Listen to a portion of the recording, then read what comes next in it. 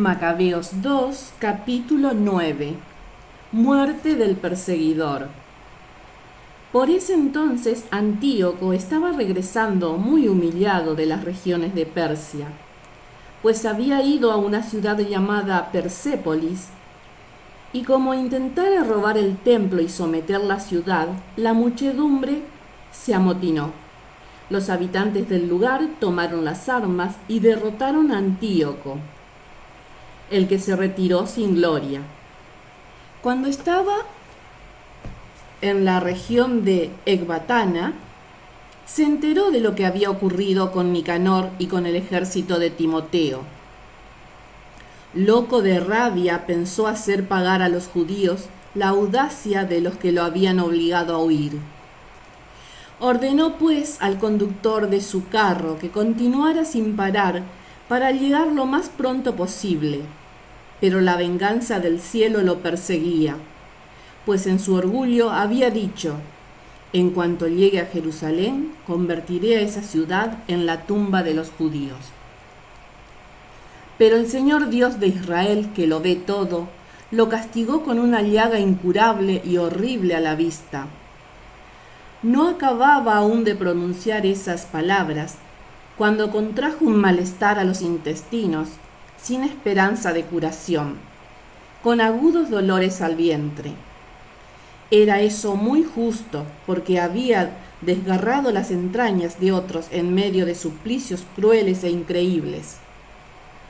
No disminuyó con eso, sin embargo, su insolencia, y repleto siempre de orgullo, avivó más aún el fuego de su cólera contra los judíos, ordenando que se acelerara la marcha. De repente cayó de su carro, y fue tan violenta la caída que se dislocaron todos los miembros de su cuerpo. Poco antes se consideraba un superhombre, listo para dar órdenes a las olas del mar o para pesar en una balanza la masa de las montañas. Ahora estaba tirado en tierra y tenían que llevarlo en una camilla. Entonces resplandeció a los ojos de todos el poder de Dios. Del cuerpo de ese impío que aún estaba vivo salían los gusanos.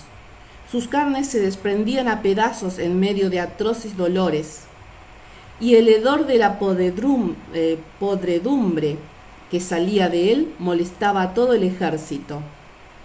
Debido a esa hediondez insoportable, nadie podía ahora estar cerca de aquel que antes parecía tocar los mismos astros del cielo. Entonces, en medio de sus terribles sufrimientos, comenzó a volver de su orgullo y a reconocer su condición bajo el castigo divino, que a cada momento redoblaba sus dolores.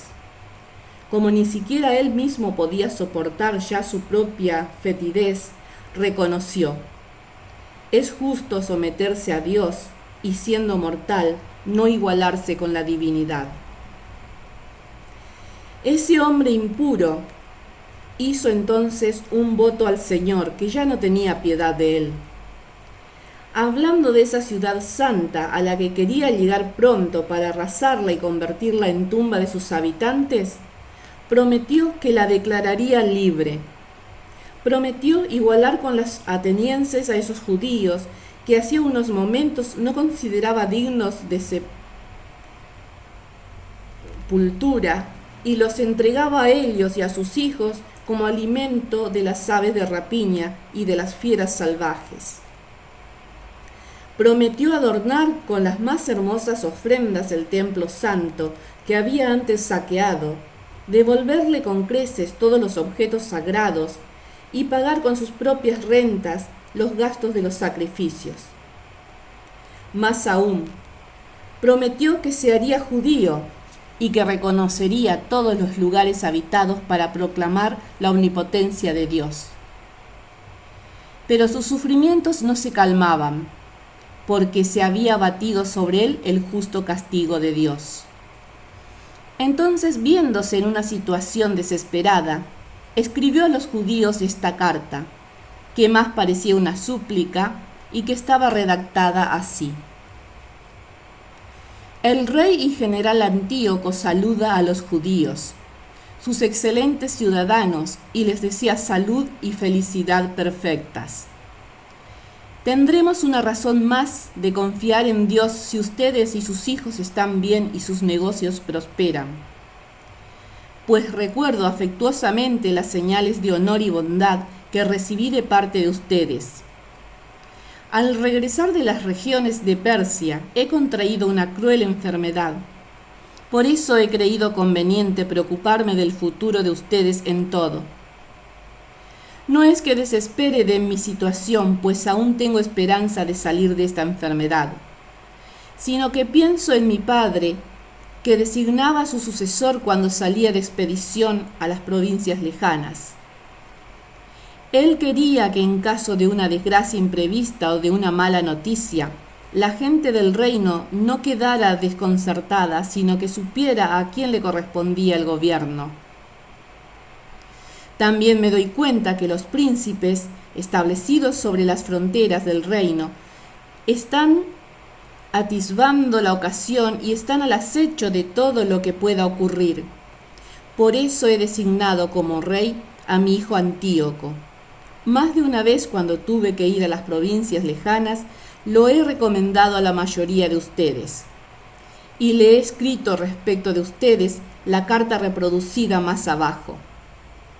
Les pido, pues, y les suplico que se acuerden de los beneficios que han recibido de mí, todos ustedes o alguno en particular, y que sigan siendo benevolentes conmigo y con mi hijo. Estoy cierto que él continuará con moderación y humanidad mi política respecto a ustedes, y que se mostrará benigno con ustedes. Así fue como ese asesino, ese blasfemo, pasó por terribles sufrimientos, tal como se lo había hecho experimentar a otros, antes de morir de una muerte miserable en una tierra extraña, en medio de las montañas. Filipo, su compañero de infancia, ordenó que trasladaran su cuerpo.